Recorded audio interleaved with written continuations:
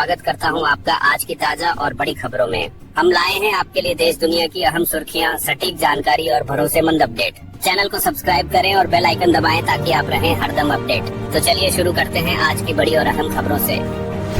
दोस्तों, दशहरा, करवा चौथ और दिवाली समेत अक्टूबर महीने में कई सारे व्रत और त्योहार आने वाले हैं। कई साल तो नवरात्रि भी अक्टूबर में आती हैं। बाकी दशहरा, दिवाली वगैरह ये त्योहार तो अक्सर आते ही हैं। और 8 अक्टूबर को कार्तिक महीना भी लग जाएगा। तो कार्तिक स्नान करने वाले कार्तिक महीने में इन चीजों को जरूर त्याग दें, कुछ बातों का जरूर ध्यान रखें, ये भी देखेंगे। सबसे पहले देखते हैं अक्टूबर महीने के कौन कौन से व्रत, त्योहार और क्या ग्रह गोचर रहने वाले हैं। सबसे पहली तारीख 1 अक्टूबर के पहले ही दिन रहेगा दुर्गा महानवमी पूजा और आयुध पूजा का पर्व, क्योंकि 1 अक्टूबर को शारदीय नवरात्रि की नवमी तिथि भी रहेगी। क्योंकि दोस्तों इस साल 9 नहीं बल्कि 10 दिन के होंगे शारदीय नवरात्र। एक तिथि में बढ़ोतरी हो रही है, क्योंकि शारदीय नवरात्रि की शुरुआत 22 सितंबर को हो जाएगी। 22 सितंबर को प्रतिपदा तिथि रहेगी। 22 सितंबर की रात में 1:23 पर अश्विन माह के शुक्ल पक्ष की प्रतिपदा तिथि की शुरुआत हो जाएगी और ये प्रतिपदा तिथि का समापन 23 सितंबर को रात 2:55 पर होगा। यही वजह है कि शारदीय नवरात्र का पहला दिन 22 सितंबर 2025 को ही गिना जाएगा हिंदू पंचांग के मुताबिक, ठीक है। और बाकी नवरात्रि की जो तिथियां रहेगी अलग अलग, आप ये लिस्ट देख सकते हैं। 23 सितंबर को फिर नवरात्रि की द्वितीय तिथि रहेगी। इस तरह से 24, 25, 26, 27, 28, 29 और 30 सितंबर को नवरात्रि की अष्टमी तिथि रहेगी और फिर 1 अक्टूबर को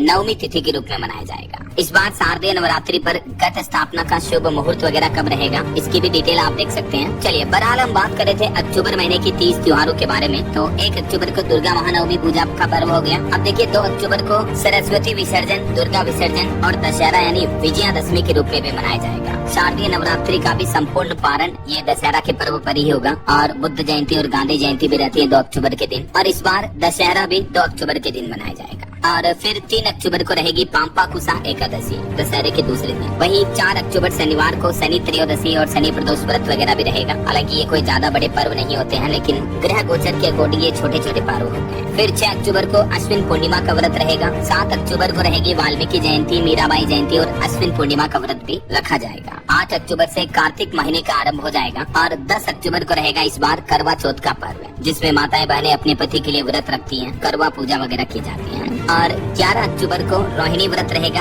अहाई अष्टमी, मासिक कृष्ण जन्माष्टमी, राधा कुंड स्नान और कालाष्टमी ये छोटे छोटे पर्व और ग्रह गोचर रहेंगे। और वहीं दोस्तों 18 अक्टूबर को शनि त्रयोदशी रहेगी और धनतेरस भी रहेगी, जो दीपावली के 2 दिन पहले रहती है त्रयोदशी तिथि। तो धनतेरस का पर्व इस बार 18 अक्टूबर को मनाया जाएगा। और वैसे धनतेरस के दिन से ही दिवाली की शुरुआत भी मानी जाती है। फिर 19 अक्टूबर को दूसरे दिन जो चतुर्दशी तिथि होती है उसे नरक चतुर्दशी या काली चौदस के रूप में भी मनाया जाता है। इस दिन हनुमान पूजा भी की जाएगी और मासिक शिवरात्रि भी रहेगी। फिर 20 अक्टूबर को हो गई दिवाली का मुख्य पर्व रहेगा। इस दिन लक्ष्मी पूजा की जाएगी, केदार गौरी व्रत भी रखा जाता है और दिवाली का बड़ा पर्व भी 20 अक्टूबर के दिन ही रहेगा। इस बार दीपावली का पावन पर्व है ना, इस दिन सोमवार पड़ रहा है। और माँ लक्ष्मी की विशेष पूजा का शुभ मुहूर्त जो रहेगा दिवाली के दिन शाम को 7:08 से 8:18 तक रहेगा। फिर दिवाली के बाद गोवर्धन पूजा का पर्व इस साल 22 अक्टूबर को मनाया जाएगा। तो धनतेरस से ही दिवाली पर्व की शुरुआत हो जाती है, जो रोजाना गोवर्धन पूजा तक आगे भाई दूज तक दिवाली का पर्व चलता रहता है। भाई दूज का पर्व इस साल 23 अक्टूबर को रहेगा। भाई बहन के स्नेह से जुड़ा ये पर्व है, ठीक है। तो 20 को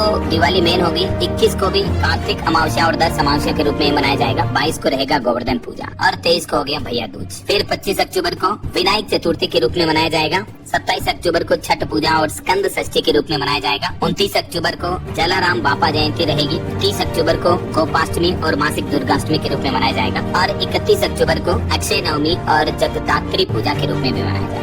तो ये तो अक्टूबर के कुछ पर्व, तीज, त्योहार वगैरह रहेंगे। और बाकी अक्टूबर महीने में कब कब राशि का गोचर होगा, इसकी तारीखें और किन किन ग्रहों का गोचर होगा, इनकी डिटेल भी आप देख सकते हैं। 3 अक्टूबर को बुध देव तुला राशि में प्रवेश करेंगे। 9 अक्टूबर को शुक्र देव कन्या राशि में प्रवेश करेंगे। 17 अक्टूबर को सूर्य देव तुला राशि में प्रवेश करेंगे और 18 अक्टूबर को गुरुदेव कर्क राशि में प्रवेश करेंगे। 24 अक्टूबर को बुध देव वृश्चिक राशि में प्रवेश करेंगे। 27 अक्टूबर को मंगल देव भी वृश्चिक राशि में प्रवेश करेंगे। तो दोस्तों इन सभी राशियों और ग्रहों के परिवर्तन का आम लोगों के जीवन में सभी राशिफल वाले जातकों की राशि में क्या बदलाव देखने को मिलेगा, इसकी जानकारी मैंने आपको कल ही जो अक्टूबर 2025 मोदी सरकार ने हाल ही में आधार कार्ड को लेकर 5 नए नियम लागू किए हैं। इन 5 नियमों को आप सभी को जान लेना चाहिए, वरना 2025 में आपको कई परेशानियों का सामना करना पड़ सकता है। इसीलिए आज की यह वीडियो आपके लिए बेहद महत्वपूर्ण होने वाली है, क्योंकि दोस्तों देश में शायद ही कोई ऐसा घर होगा जहां किसी सदस्य का आधार कार्ड न हो। देश के लगभग हर परिवार के सभी सदस्यों का आधार कार्ड मौजूद है और सरकार ने सरकारी गतिविधियों में आधार कार्ड को सबसे महत्वपूर्ण दस्तावेज माना है और यही पहचान तय करने का आधार है। इतना ही नहीं, आधार कार्ड के बिना किसी भी सरकारी योजना का लाभ लेना भी अब मुश्किल हो गया है। अब दोस्तों ये मैं आपको सिर्फ इसलिए बता रहा हूँ क्योंकि मोदी सरकार ने हाल ही में आधार धारकों को कुछ आवश्यक कार्य करने का निर्देश दिया है।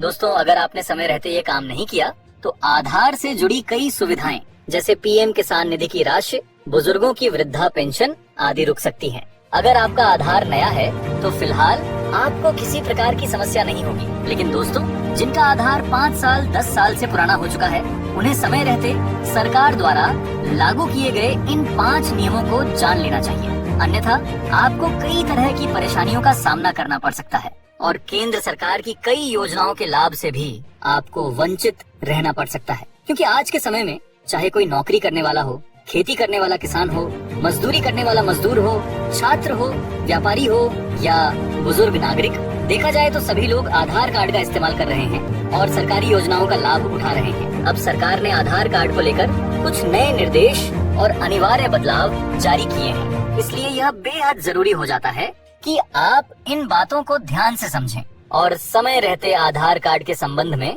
आवश्यक कदम उठाएं ताकि भविष्य में किसी भी प्रकार की दिक्कत न आए। कई लोगों को अभी तक मोदी सरकार द्वारा किए गए बदलाव और केंद्र सरकार के नियमों के बारे में पता नहीं है और बाद में उन्हें पछताना पड़ सकता है।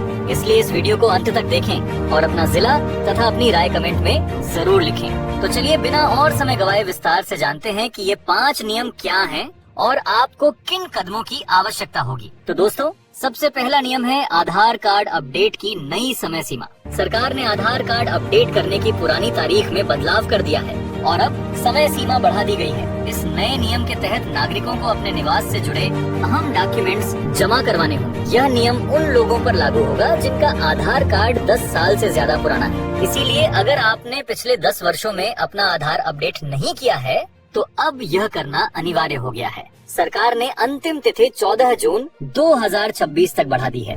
इस प्रक्रिया में नागरिक अपने पता, जन्म तिथि, मोबाइल नंबर जैसे विवरण बिना किसी शुल्क के अपडेट करवा पाएंगे ताकि आधार कार्ड से जुड़े सभी संबंधित उन्हें लगातार मिलते रहे। यानी दोस्तों आधार कार्ड में अपना पता, जन्म तिथि और मोबाइल नंबर अपडेट करना अब बेहद जरूरी हो गया है। यदि अपडेट नहीं किया गया तो सरकारी योजनाओं और सेवाओं में कठिनाइयों का सामना करना पड़ सकता है। इसीलिए समय रहते अपने आधार को अपडेट करवा लेना आवश्यक है। अब दोस्तों बात करें आधार कार्ड से जुड़ा अगला नियम की, तो अब आधार कार्ड और पैन कार्ड को लिंक करना भी अनिवार्य कर दिया गया है। जी हाँ, मोदी सरकार ने यह नियम लागू कर दिया है। यह कदम टैक्स फाइलिंग, वित्तीय लेन देन और अन्य सरकारी प्रक्रियाओं को आसान बनाने के लिए उठाया गया है।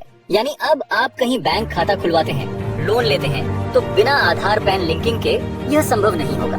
इसके अलावा सरकारी योजनाओं जैसे मुफ्त राशन योजना, आवास योजना जैसे अन्य योजनाओं का लाभ लेने में भी आपको कठिनाइयों का सामना करना पड़ सकता है। साथ ही वोटर आईडी, राशन कार्ड और ड्राइविंग लाइसेंस जैसे अन्य दस्तावेजों को भी आधार से लिंक करने की प्रक्रिया शुरू कर दी गई है। इन लिंकिंग प्रक्रियाओं से नागरिकों को सरकारी योजनाओं का लाभ लेने में सुविधा होगी। यानी आधार और पैन कार्ड की लिंकिंग होने से नागरिक आसानी से सरकारी योजनाओं का लाभ ले पाएंगे। जब भी किसी योजना का लाभ लेने के लिए पहले पैन कार्ड, वोटर आईडी और अन्य दस्तावेज दिखाने पड़ते थे, अब इनकी जरूरत नहीं पड़ेगी। केवल आधार कार्ड के माध्यम से आप सभी योजनाओं का लाभ उठा सकते हैं। अब चलिए दोस्तों आगे बढ़ते हैं और जानते हैं अगले लाभ को। अब आप घर बैठे ऑनलाइन आधार अपडेट कर सकते हैं। जी हाँ, आधार कार्ड अपडेट करना पहले की तुलना में अब बहुत आसान हो गया है। नागरिक आधार वेबसाइट पर लॉगिन कर डिजिटल डॉक्यूमेंट के माध्यम से जानकारी अपडेट कर सकते हैं। यह मोदी सरकार द्वारा देशवासियों के लिए दिया गया बड़ा बदलाव और सुविधा है। पहले आधार अपडेट करने के लिए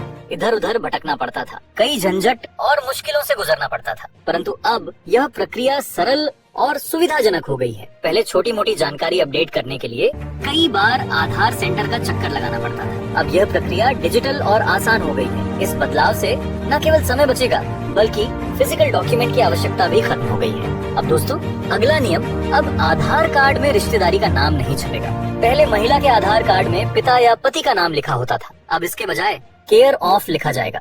इसका मतलब है कि महिला या बच्चों के आधार कार्ड में उनके पते के साथ केयर ऑफ लिखा रहेगा, चाहे वह पति हो या पिता। इसके साथ ही नया नियम यह भी है कि फिंगरप्रिंट के बजाय आइरिस स्कैनिंग का विकल्प भी उपलब्ध होगा। देश के कई बुजुर्ग या ऐसे लोग जिनके फिंगरप्रिंट काम नहीं करते, उनके लिए आंखों की स्कैनिंग करवाई जाएगी। यह सुविधा उन लोगों के लिए बेहद लाभकारी है जिनके फिंगरप्रिंट क्षतिग्रस्त हो गए हैं। इसके अलावा दोस्तों अब आधार कार्ड में नाम और जेंडर में बदलाव केवल सीमित बार ही किया जा सकेगा।